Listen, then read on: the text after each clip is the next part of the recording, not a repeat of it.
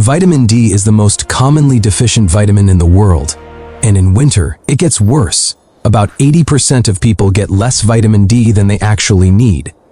Vitamin D is not just a vitamin that does one thing or even 10 things. It behaves more like a hormone. It influences the switching on and off of almost 1,000 genes. That's why vitamin D deficiency can cause a lot of symptoms that don't seem connected at all. The most common thing people feel with vitamin D deficiency is weakness and low energy. You're tired all the time. Your motivation is low. You feel drained all day. That's true for most people who have low vitamin D. And yes, even mild deficiency can be felt. But if the deficiency is serious, then fatigue and low energy are almost always present. Why? Because we have vitamin D receptors in our muscles. And vitamin D helps muscles contract efficiently. It helps move calcium into muscle cells, and calcium is essential for muscle work. Without enough vitamin D, the muscle contracts weakly. And to do the same movement, your body has to spend more energy than it should. So climbing stairs feels heavier. You get tired faster. Sometimes even getting up feels like effort. But it's not just muscles. We also have vitamin D receptors in the brain. Vitamin D affects dopamine synthesis, and when you're deficient, you often feel unmotivated. Everything takes willpower. It feels like your brain is working slower. The second most common sign that points toward vitamin D deficiency is body and bone pain. Pain in the back, the hips, the deep bones, and that weird feeling like the discomfort is coming from inside the bone. This is more common when the deficiency is severe. Here's the mechanism. When vitamin D is low, your gut absorbs less calcium. Your body notices that shortage, and it will do anything to keep blood calcium stable, because calcium is critical for muscles and especially the heart. So what does the body do? It pulls calcium out of the bones and pushes it into the blood. That means the bones lose calcium and lose strength, and the process of calcium leaving the bone, this demineralization, creates small inflammatory processes. We have pain receptors on the bone surface, and they're extremely sensitive, so even small inflammation can feel like real pain. It's like an old house. From the outside, it still looks like a house, but when a harsh winter comes, the weather turns, and suddenly water starts leaking from every direction. The third major sign, vitamin D deficiency, is a weakened immune system. You get colds more often. It takes longer to recover. Your throat hurts again and again. It feels like you're always catching something. The immune system is so sensitive to vitamin D that even a mild deficiency can weaken it. Why? Because immune cells have vitamin D receptors, and vitamin D is required for their activation.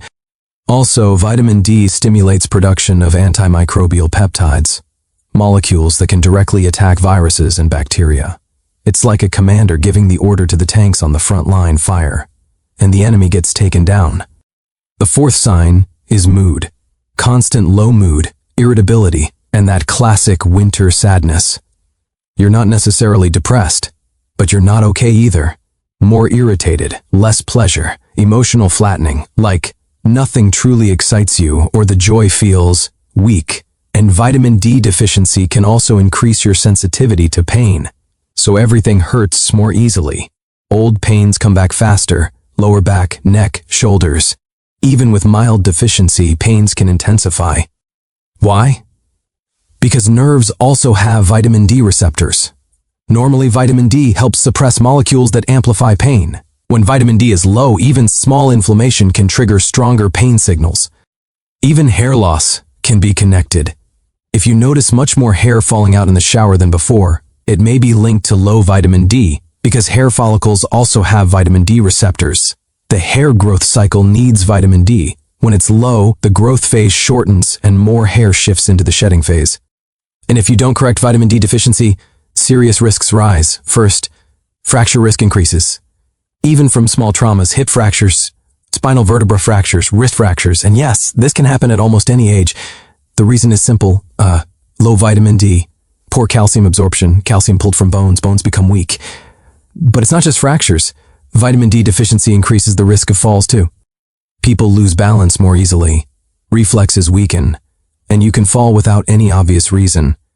Because muscles contract less effectively, reflexes slow down, and the body reacts late when balance breaks. This is especially dangerous in older adults, because falls and fractures are among the major causes of serious decline, and even death later on. If your vitamin D is low, low-grade chronic inflammation tends to rise. And if you already have chronic diseases, they can worsen, especially respiratory conditions. Vitamin D helps reduce inflammation. Without it, pain sensitivity increases, and tissues age faster.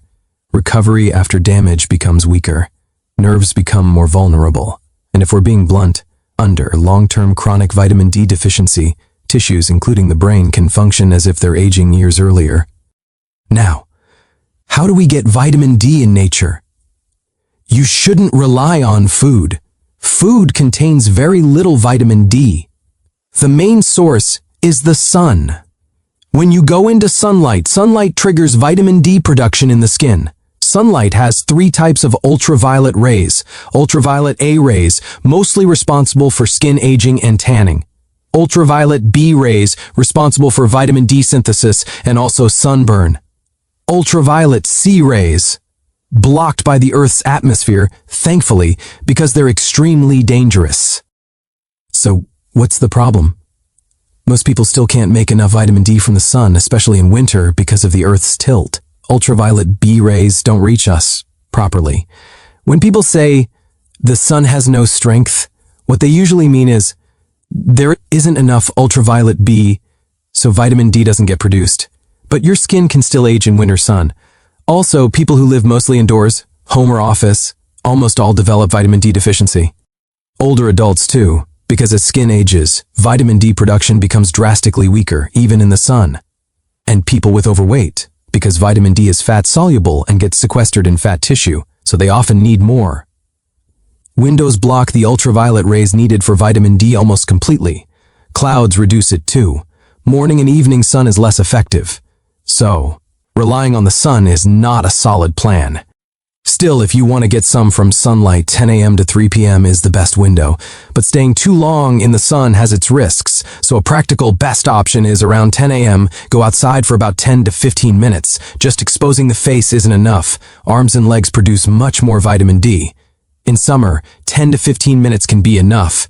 In winter, with this method, you may still produce basically zero vitamin D.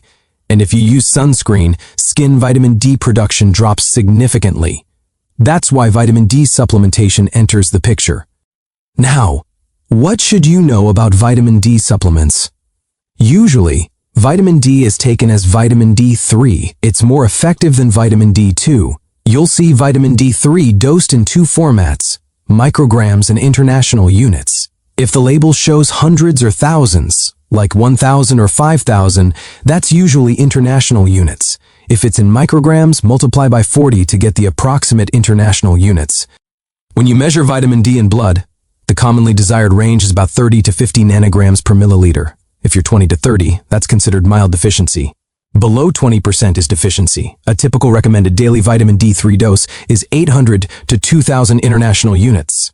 If the level is below 20, some people may need 4,000 international units daily. The generally accepted upper safe daily dose for unsupervised use is 4,000 international units. Higher doses can be used in some cases, but under medical supervision. There isn't one universal approach about high dose once versus small dose daily, but mainstream practice leans toward lower to moderate doses over time rather than aggressive dosing for everyone.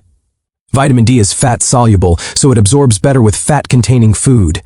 Taking it on an empty stomach is not ideal. Even a small meal improves absorption a lot. A best practice is taking it with your largest meal. Higher doses can be used in some cases, but under medical supervision. There isn't one universal approach about high dose once versus small dose daily, but mainstream practice leans toward lower to moderate doses over time rather than aggressive dosing for everyone. If you don't have a major deficiency, a maintenance dose of 1,000 to 2,000 international units can be enough. In winter, in cold climates, in people with darker skin, and in people with overweight, 3,000 to 4,000 may be more appropriate. Vitamin D can be taken, and often should be taken long term. Now, people often bring up vitamin K2 lately. Vitamin K2 activates proteins that help move calcium into bones, not into soft tissues. That's why some say vitamin D must be taken with vitamin K2 so calcium doesn't accumulate in blood vessels. But for most people taking normal doses of vitamin D, this isn't a critical issue. Still, taking vitamin K2 alongside vitamin D can be a good idea, because vitamin K2 deficiency is also common. It's not mandatory. It's not a deal breaker for most. It's just an additional layer, especially relevant for specific cases or high-dose regimens.